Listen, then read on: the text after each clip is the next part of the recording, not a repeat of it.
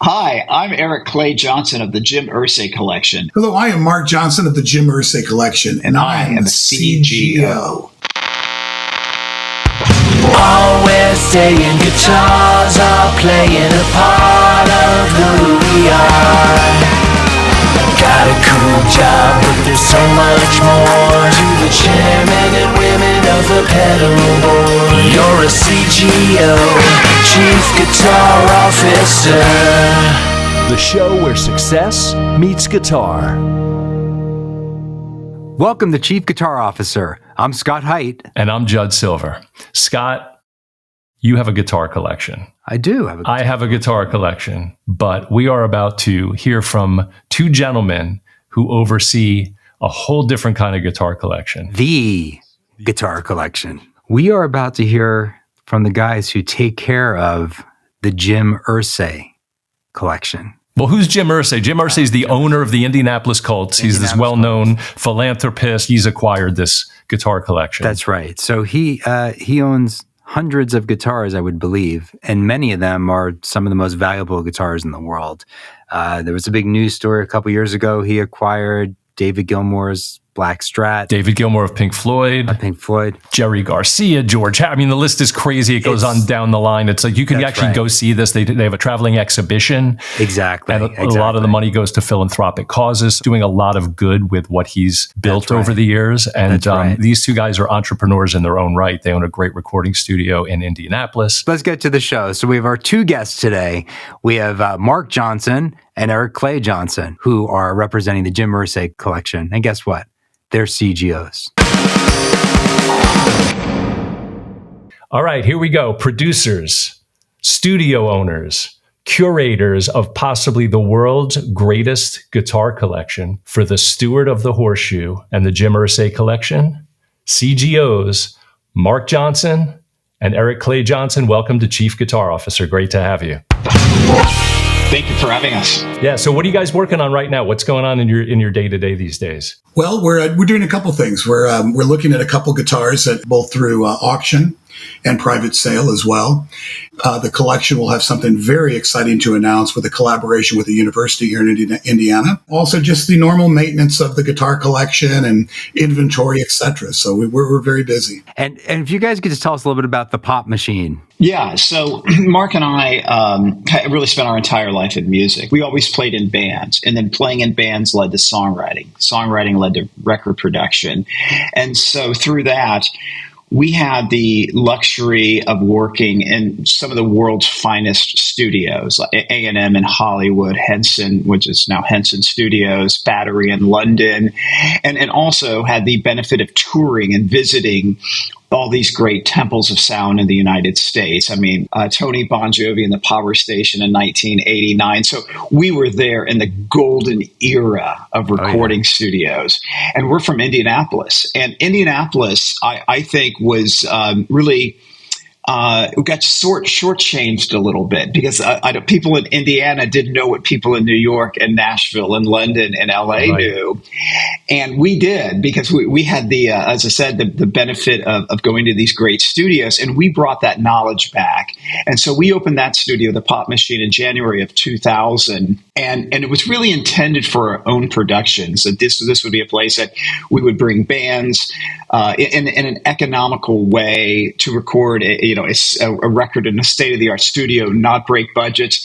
This is foreshadowing what became of the implosion of the music business, where that became a necessity and not a luxury. And so we acquired a ton of really incredible equipment, racks of Neves and Tube Tech and Universal Audio. But also what's interesting about our room is that we have a large instrument collection, specifically guitars, bass guitars, pedals, analog synthesizers, drums. And that's really, candidly, what led us to the Jim Irsay Collection. Being able to run and manage a recording studio in 2024 is, a feat in and of itself. So congratulations on that. That's amazing. But how can you just take us through how the connection to Mr. Irsay came about? Yes. So I had worked with the Indianapolis Colts starting in 2001. as an employee of Ticketmaster, where I worked. I came to Ticketmaster through the music business. We were in touring bands, and in about 1995, decided it was time to get a real job. Although, I say that, but much of our music success, from production, from writing, from performing, took place after that date, which was interesting. That I think the misconception is, you have to tour in order to make it. Well, much of our success happened after that.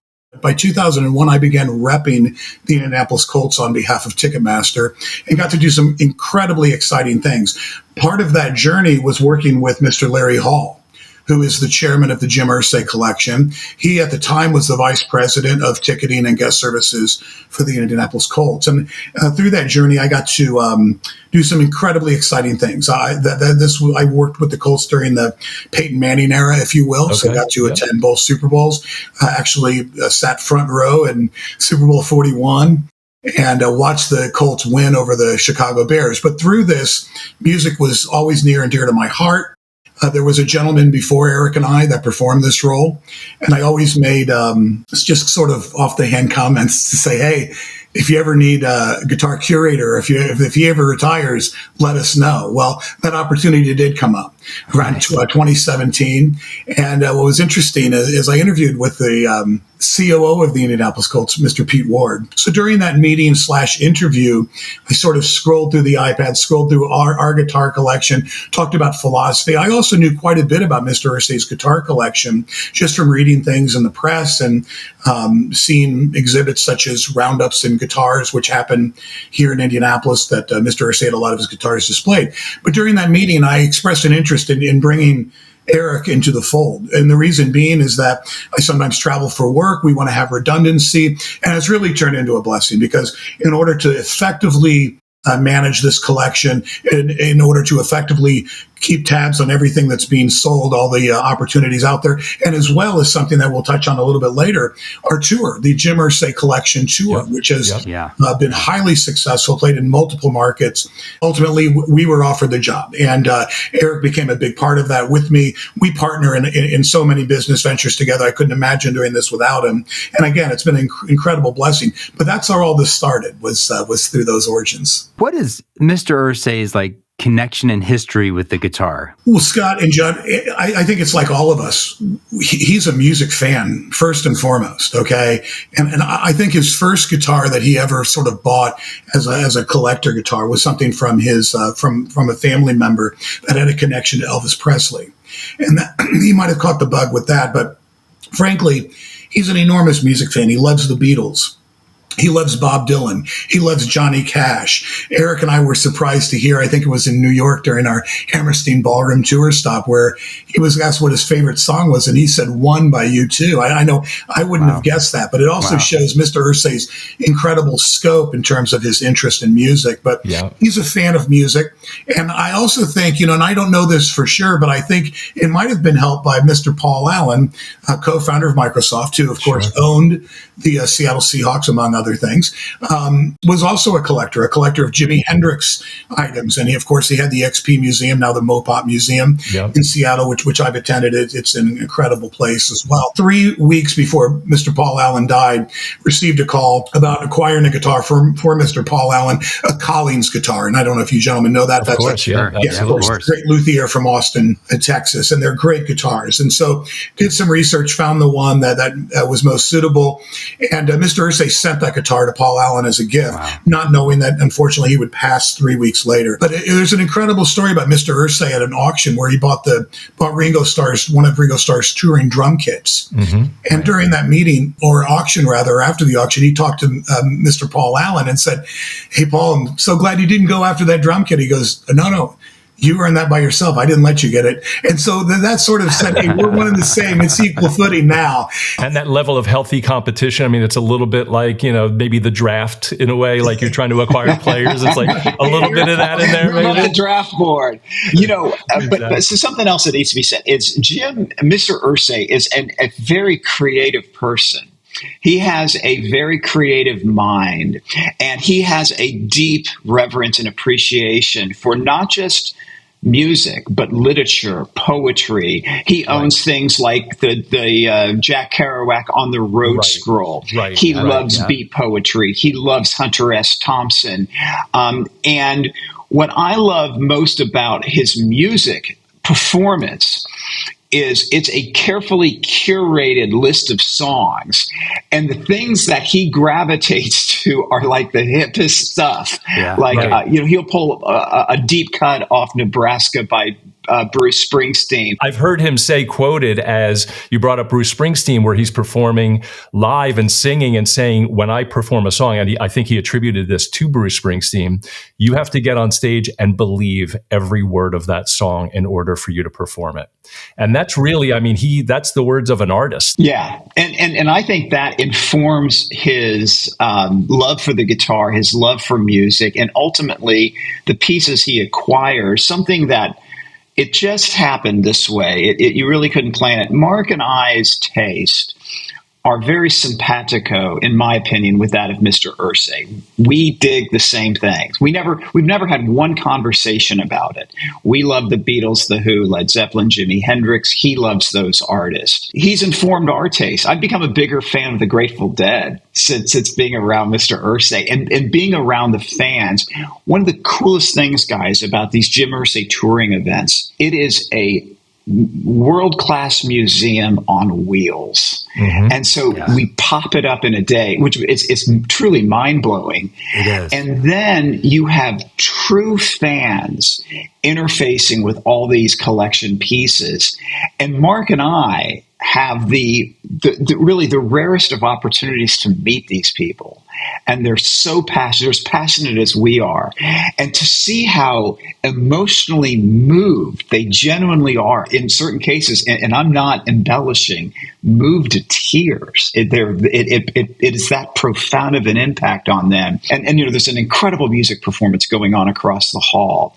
And so they're able to absorb that music, come over and see the real instruments. These aren't replicas. These are the genuine articles. It's the Mona Lisa and the Starry Night of rock and roll. It really has to do with the incredible generosity and the heart of Mr. Irsay. He's a very soulful person, and he does this.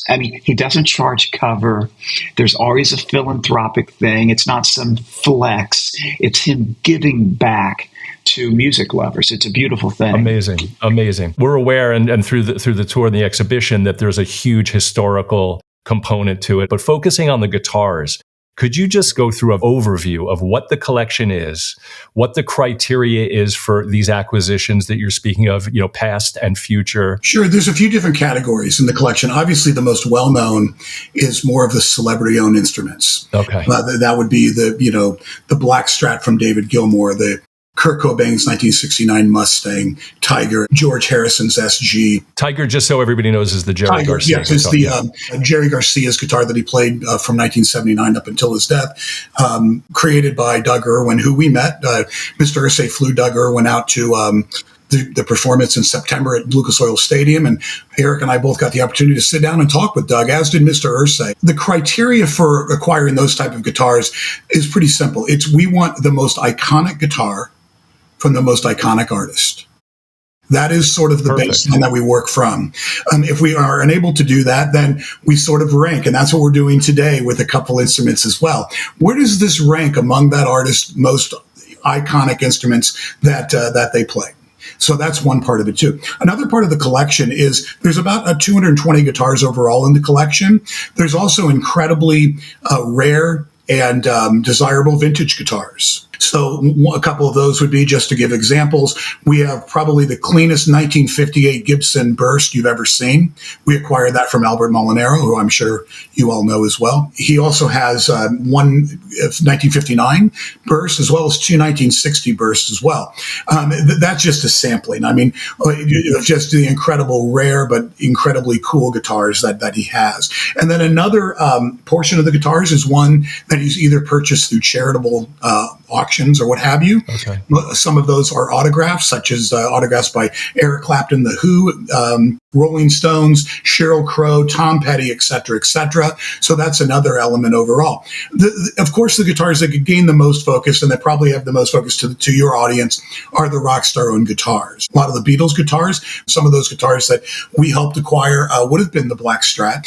In May of 2019, we had the opportunity to go to New York City, met with the folks at Christie's auction, Kerry Keane, who was the curator for that particular auction.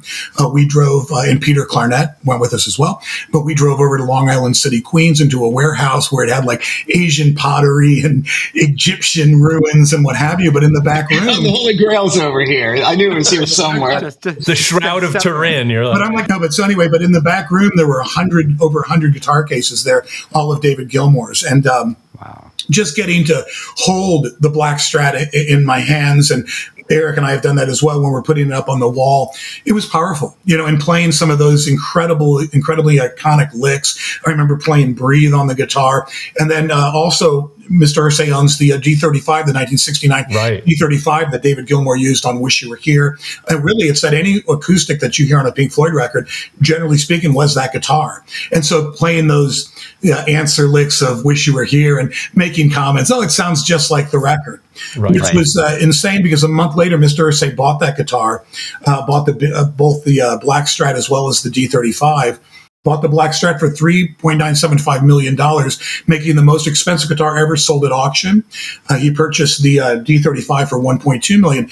Why I bring the dollar value up is not a flex at all. It's that all of those guitars went to charity. They went to Client Earth. That's a non-for-profit that fights the climate crisis. Mm-hmm. And so there's a huge charitable component into all of this. One other guitar that I will mention as well is the Kurt Cobain Jaguar, which is incredibly iconic. Nirvana, to my era, Kurt Cobain and Nirvana just represented a just seismic cultural shift. Absolutely. And so when the acoustic guitar went up for the Unplugged performance, which was the Martin guitar that sold 1 year to the day later after the Black Strat, it sold on June 20th, 2020. Black Strat, June 20th. In 2019, but I had recommended that particular acoustic, that Martin, and said, hey, I know Mr. Irsay may not be a big Nirvana fan, but Kurt Cobain is sort of known as the Bob Dylan of our generation. Well, we didn't buy that guitar, and that guitar, of course, sold to Mr. Peter Friedman, the owner of Rode Microphones, for $6 million, and is still the most expensive guitar in the world. But after that auction, Mr. Irsay, I think, had a appreciation for, if he didn't before, had a newfound appreciation for Nirvana, was also interested in knowing what our Eric Clapton guitar, the 00042 that we owned from the 1939 00042 that Eric Clapton played on his Unplugged record that sold 26 million records, won 6 Grammys. We had already owned that. We actually bought that guitar 6 weeks after the Floyd guitars were acquired. So now this guitar that we purchased obviously would be worth a little more. Well, a couple of years later, Darren Julian on the West Coast, a huge friend of our collection and a great individual, he was going to auction off the Mustang. Well, this time Mr. Irsay was very interested in that. Did not take a lot of convincing. Mr. Irsay was all in on that. One cool thing that Darren Julian decided was that a portion of the proceeds for that guitar would go back to Mr. Irsay's charity, Kicking the Stigma. That's great. So Darren Julian did a full-on world tour where he took that guitar to London, Dublin, San Francisco, New York, LA, etc. Also did a press junket with Mr. Irsay in Indianapolis, where Mr. Irsay tendered an initial bid with, remember, the auction's about a month later or 2 months later. Mr. Irsay tendered an initial bid of $2 million on that day. Wow. Mr. Irsay ended up purchasing that guitar for $4.5 million, making it the second most expensive guitar in the world. Amazing. What can you tell us about George Harrison, about the SG? The SG is wonderful. I mean, I think Eric and I will both agree it's among our favorite guitars. I mean, just knowing the impact of the guitar. I just had a conversation yesterday with Andy Babuke. Legend. Straight up legend. The Beatles guy, yeah. The Beatles beautiful, but definitely it helps us consult on a variety of things. But when we first, began curating and managing the collection, I called Andy and said, hey, what specific songs was the SG played on? He goes, Marc, you've recorded records, right? I go, yeah. He goes, your second record, your second song, what guitar did you play on it?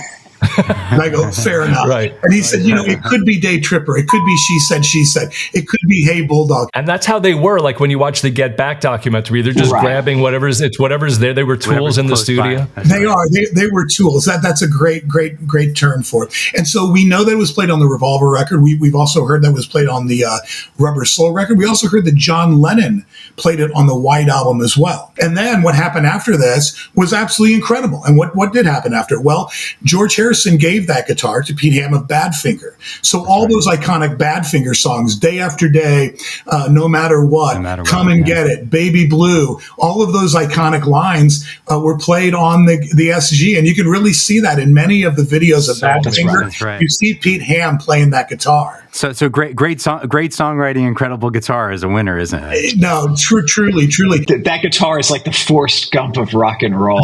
That's right. That's right. We know that George Harrison's close friend was Eric Clapton. Okay. Mm-hmm. And then what did Eric Clapton play in Cream? Of course, he played the Fool, the SG, that Mr. Irsay also acquired last summer from Julian's, which is a tremendous guitar, also owned by Todd Rundgren after. That's the psychedelic paint job. Exactly right. Painted by the Dutch Art Collection, The Fool, that also painted the side of the Apple building on Kings Row in London. It is such a fabulous guitar. And both of those guitars still play wonderfully. Yeah. And these all go out on the exhibition. Like is there such a thing as keeping any back? I think the last time, Eric, keep me honest here, I think we took 33 of the artist-owned guitars. And if they're being held back, that's only a size and space restriction.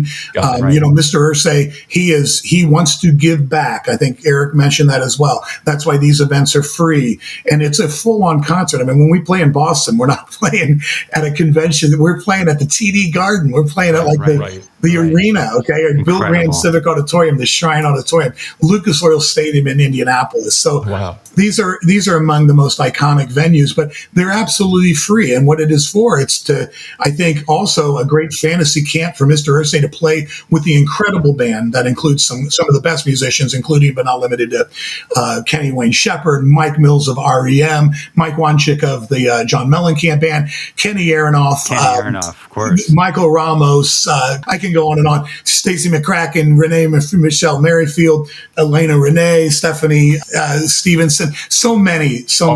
All stars. So it's amazing just to see the guitar grabbed and there someone's playing it. Kenny Wayne Shepherd does an absolutely fantastic job of Comfortably Numb, the solos.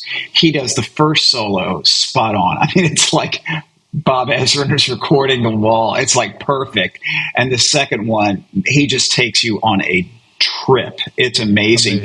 And it is the black Strat, used live through a PA system. It really is chilling. When you watch it, it will, I don't know. Marc sounded pretty good on Wish You Were Here. I'm no Kenny Wayne Shepherd, I'll tell you that. So you talked a lot about the giving back component, and I know there's PETA and there's kicking the stigma and all these different things. Certainly kicking the stigma. Just, it's all over the internet, but please research that because it's something that is very close to Mr. Irsay.